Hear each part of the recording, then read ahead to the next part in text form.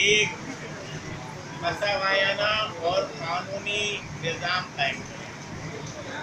ہم اس کے لیے تمام متعلقہ فورم میں آواز اٹھا رہے ہیں۔ پچھلے اجلاس پر بھی میں نے اپنا خواجہ بھائی نے، حسین بھائی نے، دیگر لوگوں نے پیشکش کی۔ میں تمام ڈیٹیل وتھ CNIC کے لے کر آیا۔ اس میں دونوں قسم کے لوگ تھے۔ اس میں وہ لوگ بھی تھے جنہوں نے کراچی کے جعلی ڈومیسائل بنائے، اور ایسے بھی میری ریکارڈ میں لوگ موجود تھے، سینکڑوں نہیں ہزاروں، جو سندھ کے نہیں تھے، جن کی پیدائش سندھ کی، جائے پیدائش سندھ کی نہیں تھی۔